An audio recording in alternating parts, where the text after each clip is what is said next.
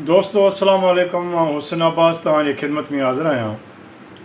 Sindh public service commission काल्ह 24 तारीख़ ते हिकिड़ी प्रेस रिलीज़ जारी कई आहे, जंहिंमें उन्हनि ॼाणायो आहे त जेको मकानी खातो आहे, जेको शहरी बल्दियाती खातो आहे, उन में 17, 16, 17 ग्रेड जे नौकरियूं हासिलु करण लाइ जेके कमीशन जे इम्तिहान में माण्हू वेठा हुआ शागिर्द, उन्हनि जो तइदादु 1418 हुयो। 1418 मां 440 पास थिया, जिन खे मेरिट जे बुनियाद ते नौकरियूं ॾिनियूं वयूं आहिनि। सिंध पब्लिक सर्विस कमीशन इहा प्रेस रिलीज़ छो जारी कई आहे, इन जी बि इन ते पाण ॻाल्हायूं था। 418 खे नौकरियूं ॾिनियूं वयूं ऐं 46 सीटूं जेके आहिनि उहे पेंडिंग में आहिनि। इन मां हू ॼाणाइनि था त 46 नौकरियूं जो मौजूदु आहिनि, त माना असां मेरिट ते नौकरियूं ॾिनियूं, 46 बची पियूं। उन करे इहा इन मां असांजी शफ़ाफ़ियत जेका आहे ज़ाहिर थिए थी। सिंध पब्लिक सर्विस कमीशन केॾी मुनाफ़क़त खां कमु वठी रही आहे।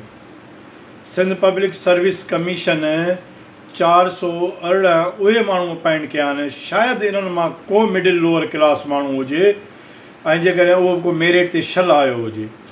मेरिट ते ईंदड़ जेके छोकिरा आहिनि उन्हनि मां हिकिड़े खे बि नौकरी कान मिली आहे। जेकॾहिं कंहिंखे मिली बि हूंदी त को मौजज़ो हूंदो।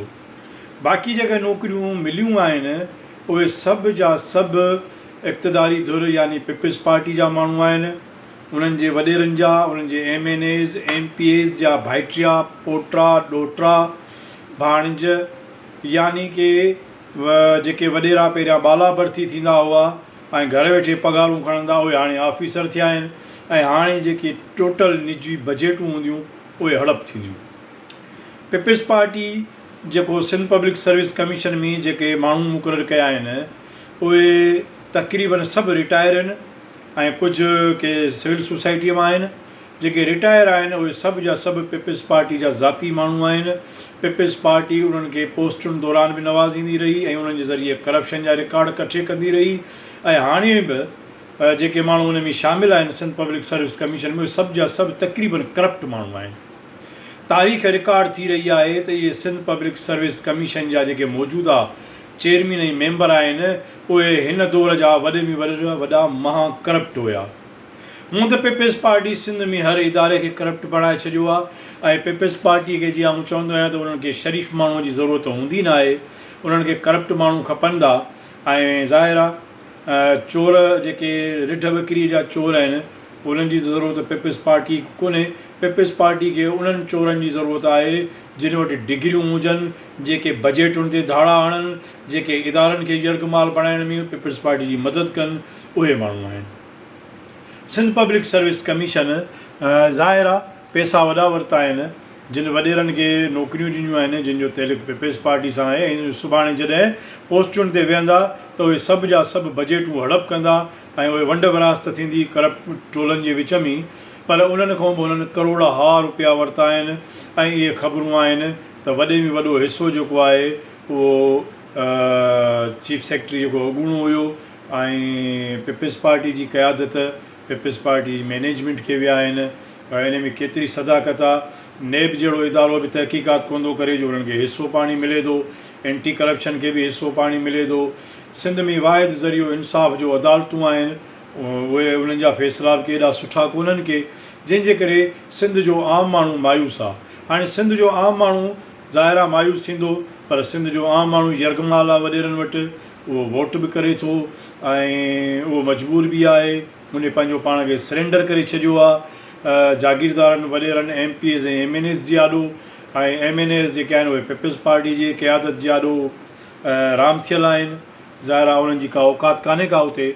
सो सिंध पब्लिक सर्विस कमीशन जो किरदारु जेको आहे उहो बालीअ जे भाव जहिड़ो आहे ऐं सिंध पब्लिक सर्विस कमीशन जेका आहे उहा करप्ट इदारा, करप्ट माण्हू, उन्हनि में पंहिंजी वंड विरासत करे थी पई। ईअं ई पीपल्स पार्टी वटि सिंध पब्लिक सर्विस कमीशन दीवानो आहे, मजनू आहे, जीअं सिंधी अदबी संगत हुई। सिंधी अदबी संगत जेका मज़ामती तहरीक हूंदी हुई सिंधी ॿोली खे बचाइण जी, सिंध जे इदारनि खे बचाइण जी, सिंधी जेको आहे सो जेका एनवायरमेंट आहे उनखे तहफ़ुज़ ॾींदड़ हिकिड़ो इदारो सिंधी अदबी संगत हुयो। उहो बि पीपल्स पार्टी वटि यरगमाल बणियल आहे ऐं ईअं ई ही ॿई इदारा जेके आहिनि ऐं ॿिया बि इदारा ज़ाहिर आहे सभु पीपल्स पार्टी वटि आहिनि। त सिंध पब्लिक सर्विस कमीशन इन प्रेस रिलीज़ जे ज़रिए एॾी वॾो कूड़ हयो आहे, मुनाफ़क़त कई आहे, इहा तारीख़ रक़म थी रही आहे। ज़ाहिर आहे सुभाणे इन ते हिस्ट्रीअ में जेके इहे मौजूदा मेंबर आहिनि, चेयरमैन आहिनि, इन्हनि जो जेको औलाद हूंदो उन्हनि ते बि लानतूं वसंदियूं। ज़ाहिर आहे उहो उनजे हिसे जो माल खाइनि था, माण्हुनि जी लुटमार जो। जीअं वॾो अरसो ईंदड़ 40-50-100 सालनि ताईं जीअं पीपल्स पार्टी जी करप्ट क़यादत ते लानतूं वसंदियूं रहंदियूं, ईअं इहो इदारो बि इन गुनाह में शामिलु थी वियो आहे। उन करे सिंध जे माण्हुनि खे सोचणु खपे त उहे सच सां बीहनि, हक़ सां बीहनि ऐं अदालतुनि खे बि इंसाफ़ु करणु खपे। न ई ऐं सिंध जूं हालतूं उहे यरगमाल आहिनि, पुलिस स्टेट बणियल आहे ऐं इदारा जेके आहिनि उहे सभु जा सभु करप्ट थी चुका आहिनि। ऐं सिंध पब्लिक सर्विस कमीशन जेको आहे सो जीअं मूं चयो त बालीअ जे भाव जो किरदारु अदा करे रही आहे। सो उन करे ख़ुदा करे त का तब्दीली अचे, बाक़ी मूंखे नथो लॻे।